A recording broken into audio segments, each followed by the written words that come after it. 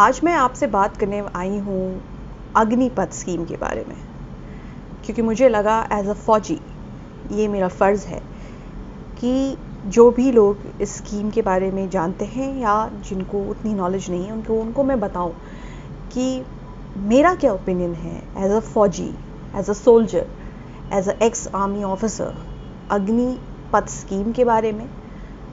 तो मुझे लगता है कि बहुत सारे लोग इस बात पर या तो खामोश हैं जो फ़ौजी हैं, या फिर वो साइड ले रहे हैं गवर्नमेंट की।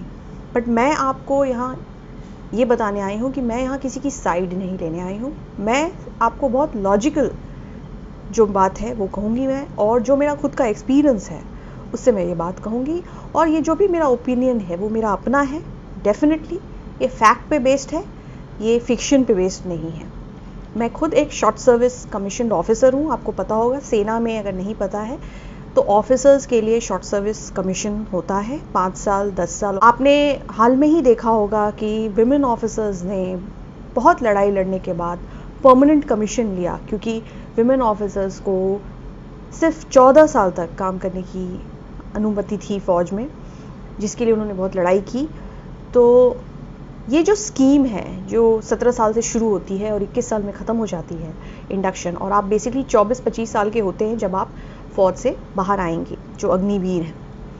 तो जो ये इसमें कहा जा रहा है कि आपके पास बहुत प्रॉस्पेक्ट्स होंगे गवर्नमेंट जॉब के, आपको हर जगह वेटेज मिलेगा, तो ये थोड़ी अजीब बात है। क्योंकि एज एन ऑफिसर ऑल्सो जब मैं 6 साल करने के बाद बाहर निकली आर्मी से, तो इतना आसान नहीं था जॉब मिलना, और हर जगह मुझे कम्पीट करना पड़ा, और आपको भी करना पड़ेगा। और जो भी अग्निवीर निकलेंगे, आपको पता है 75% जो होंगे वो बाहर निकल जाएंगे, तो आप उन 75% से फिर से कम्पीट करेंगे।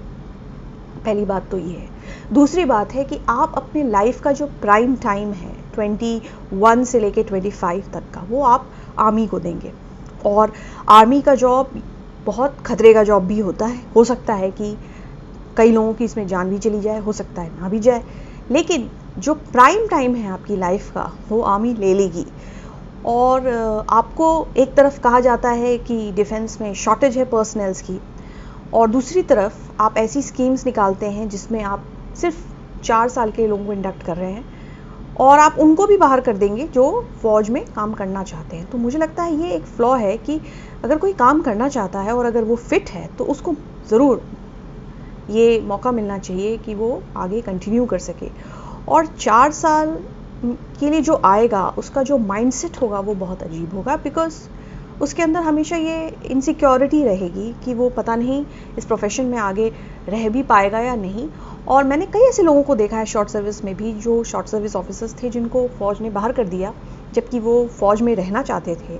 और मैंने ऐसे कई परमानेंट कमीशन ऑफिसर्स को देखा है जो फ़ौज में नहीं रहना चाहते थे, जो कई बार उन्होंने अपने पेपर्स पुटअप किए बट उनको फ़ौज ने छोड़ा नहीं क्योंकि वो परमानेंट कमीशन के थे।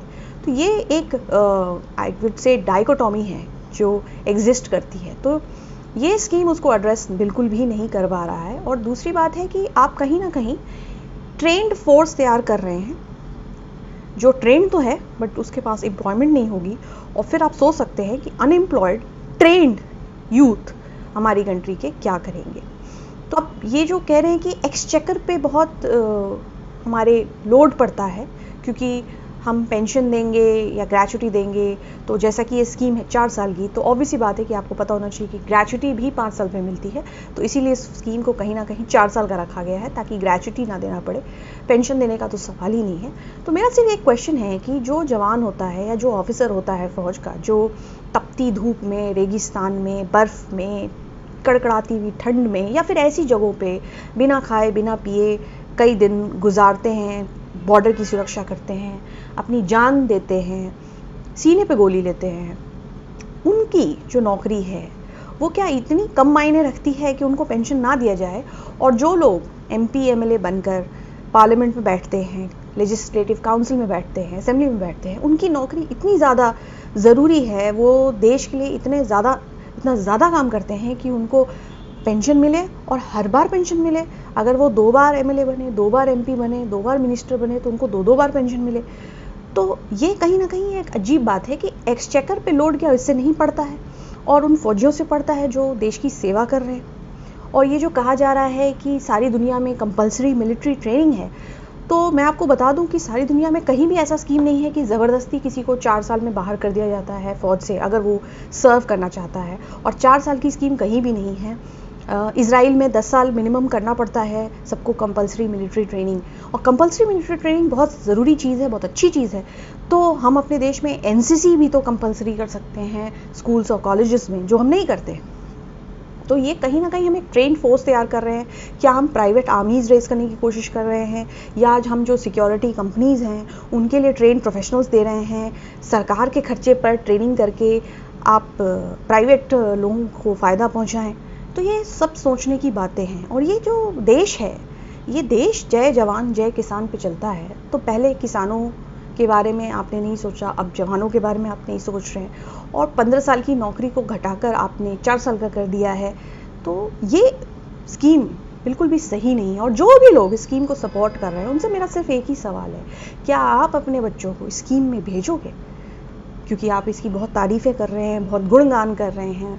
तो 8 सालों में इस देश में जो सरकारी नौकरियां हैं वो कम तो हुई हैं, और कहीं ना कहीं जो नौकरी ना देने पाने की जो व्यवस्था है उसकी वजह से ये सारी अजीब तरह की स्कीमें बाहर आ रही हैं। और जो आप ये कॉन्ट्रैक्चुअल जॉब टाइप का आप क्रिएट कर रहे हो, इससे जो आप सबसे बड़ा जो गड़बड़ है इसमें वो है कि आप नेशनल सिक्योरिटी के साथ कॉम्प्रोमाइज़ कर रहे हो। क्योंकि ऐसे लोगों को आप तैयार कर रहे हो, ऐसे लोगों को आप बॉर्डर पर भेजने की कोशिश कर रहे हो जिनका फ्यूचर ही सिक्योर नहीं है। मतलब उसका जो इंसान का जो दिमाग है वही हमेशा परेशानी में रहेगा, और नेशनल सिक्योरिटी इससे कॉम्प्रोमाइज़ होगी। और ये जो कॉन्ट्रैक्चुअल जॉब का तरीका है, जैसे आजकल गवर्नमेंट जॉब्स में हो रहा है कि 1 साल के लिए कॉन्ट्रैक्ट पे रखते हैं, तनख्वाह आधी देते हैं, काम 3 गुना 4 गुना कराते हैं, एक्सप्लॉइट भी करते हैं और फिर निकाल भी देते हैं। और इससे हमारे देश की अनएम्प्लॉयमेंट की समस्या और भी बढ़ जाती है। तो instead of focusing on unemployment issues कि हम जॉब कैसे जनरेट करें नए सेक्टर्स में, आईटी में, मैन्युफैक्चरिंग में, जहाँ हमें करने की ज़रूरत है, जहाँ पूरी दुनिया जॉब्स जनरेट कर रही है, वो करने की बजाय हम जो ऑलरेडी एग्जिस्टिंग जॉब्स हैं उनके साथ म्यूटिलेशन करके, ये बोल के कि गवर्नमेंट पे लोड ना पड़े, और खुद पेंशन पे पेंशन लिए जा रहे हैं, तो ये सही नहीं है। मेरे हिसाब से ये सिर्फ एक कहेंगे कि आई वॉश है, और जो यूथ है उसके फ्यूचर के साथ खिलवाड़ है। जय हिंद।